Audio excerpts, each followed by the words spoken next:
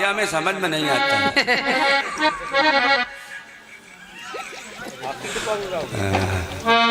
देखो बगल वाले भैया कितना बढ़िया बजाते हैं, उनसे सीख ले। बगल वाले मैं घर पर उनसे सीखो फिर खूब गोड़ो।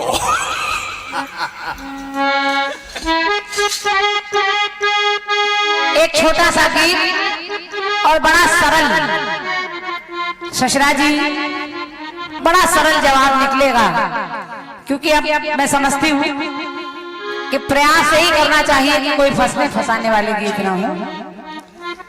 एक गीत बजा था, कौन सा बेटे?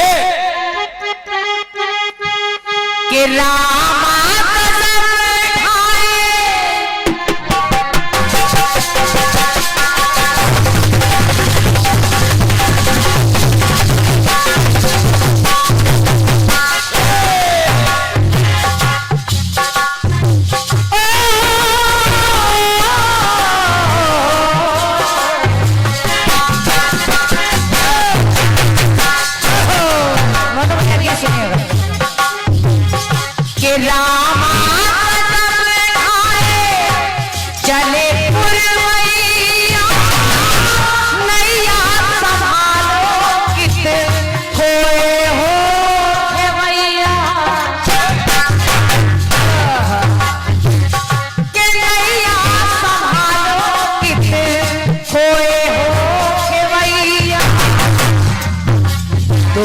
भैया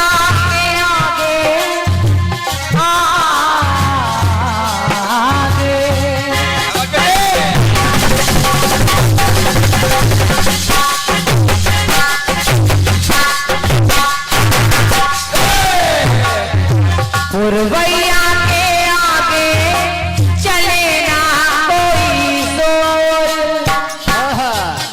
आदमी गीता दीदी हमारी, मेरी नजर आप तक पहुंच रही है। वैसे आप मेरे लिए स्पेशल चाय बनाकर हर बार लाती हैं, अच्छा आज भी लाई।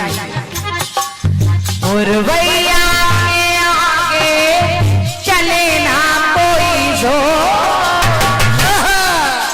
तो जियरा रे झूमे जैसे वनमाला के मोर।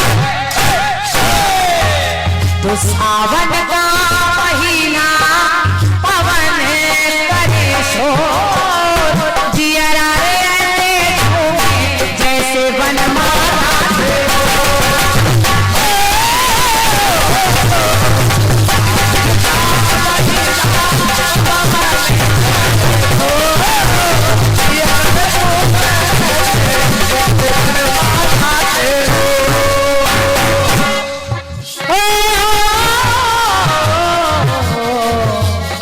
सावन का महीना।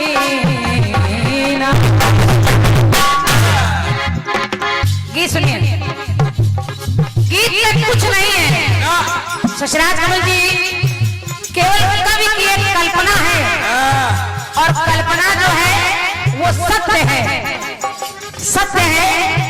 अब जो मैं लाइनें पढ़ूंगी, यहाँ जितने भैया लोग हमारे बैठे हैं, मैं जो भी लाइनें पढ़ूंगी वो आपके सामने चित्र अपने आप आ जाएगा, वो चित्र आपके नजरों के सामने आ जाएगा कि ऐसा होगा। ये क्योंकि रामचरितमानस घर घर में पढ़ी जाती है। तो पहली बात सुने, केवल कुछ पिक्चरों के नाम लगे बस। भगवान श्री राम का दरबार पीछे पोस्टर में आप देख रहे हैं, लेकिन जिस समय के वट से गंगा तट पे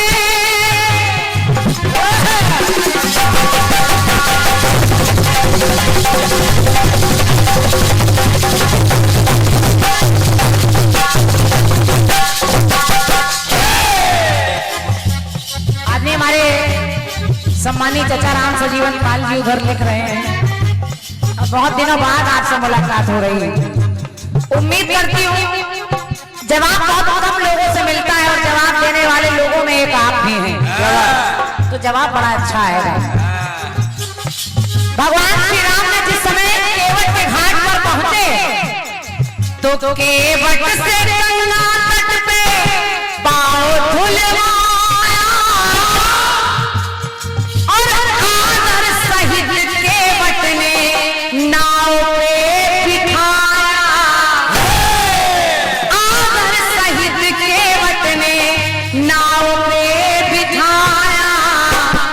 जब बिठाया तो जब बैठे नाव पे तीनों राम लखन सीता, तो देखिए दृश्य क्या मिला कि जब बैठे नाव पे तीनों तो हो गए पूरे काम। मोनू भैया बहुत अच्छे। जब बैठे नाव पे तीनों तो हो गए पूरे काम। और मिला क्या कि बाएं सीता बीच में लक्ष्मण दाएं है श्री राम। बस केवल एक चित्र खींच रहा है। अरे वाह बिटिया। जब बैठे नाव पे तीनों तो हो गए पूरे काम। बाएं सीता बीच में लक्ष्मण दाएं है श्री राम।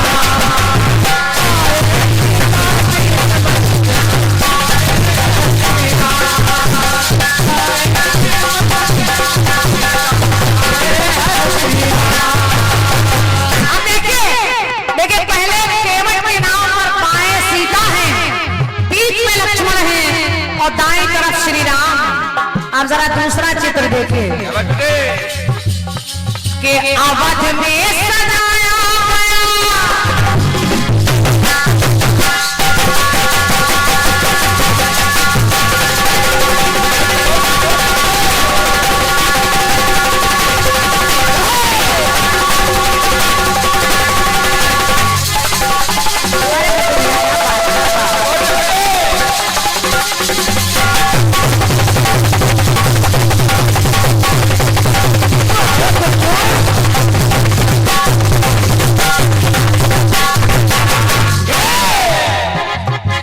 भैया लोगों से निवेदन करूं कि दूसरा चित्र देखिएगा कि अवध में सजाया गया प्रभु का सिंहासन। तो आसन पे बैठे प्रभु जी, आसन पे बैठे प्रभु जी, चलाने को शासन। अब यहाँ पर कैसा चित्र है? रवि कुल का रवि है चमका, सूर्य कुल का सूर्य है राम। बहुत अच्छे। कि रवि कुल का रवि है चमका तो शोभित अयोध्या धाम। रवि कुल का रवि है चमका शोभित है अयोध्या धाम। और जब शासन चलाने के लिए तीनों बैठे तो अब कैसे बैठे? के दाएं सीता बाएं लक्ष्मण बीच में है श्री राम।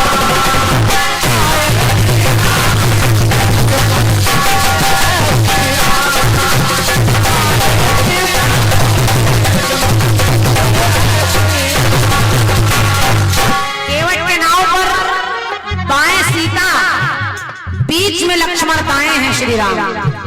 और जब सिंहासन पर बैठ गए तो दाएं सीता बाएं लक्ष्मण बीच में है श्री राम। अब देखिए फिर डायरेक्शन बदल रहा है कि मान पिता की चले राम वनवास को।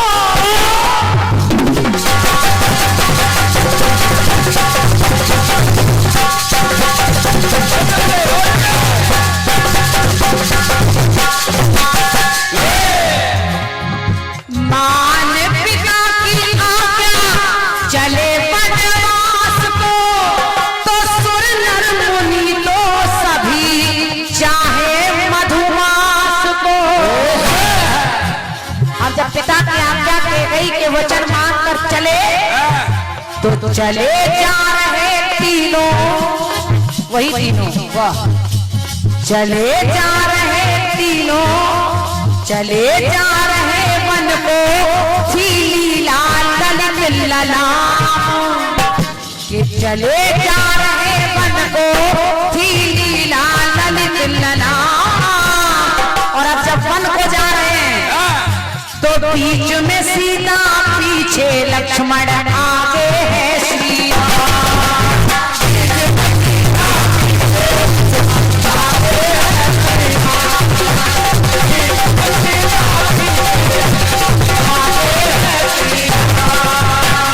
पहले बाएं सीता, बीच में लक्ष्मण दाएं हैं श्री राम। फिर दाएं सीता बाएं लक्ष्मण बीच में है श्री राम, और जब वन को जा रहे हैं तो बीच में सीता, पीछे लक्ष्मण, आगे हैं श्री राम।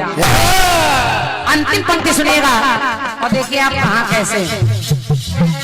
रावण को मारा जभी राम भगवान ने, तो तैयार जाने को तब पुष्पक विमान से।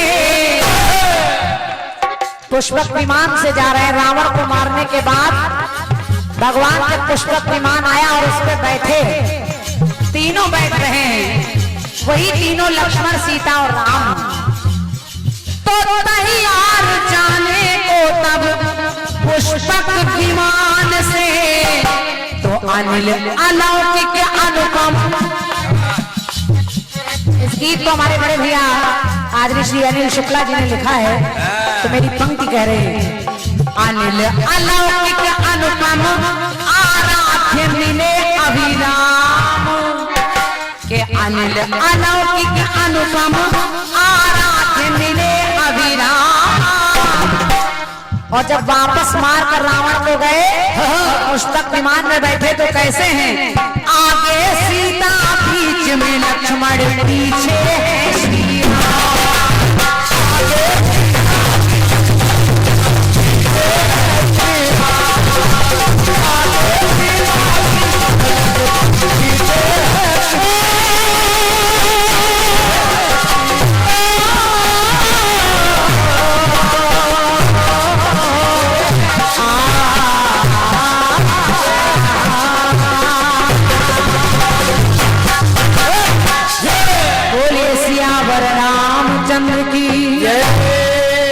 बिल्कुल आप चित्र देख रहे हैं, इसी चित्र का अवलोकन मैंने आपको कराने का प्रयास किया है।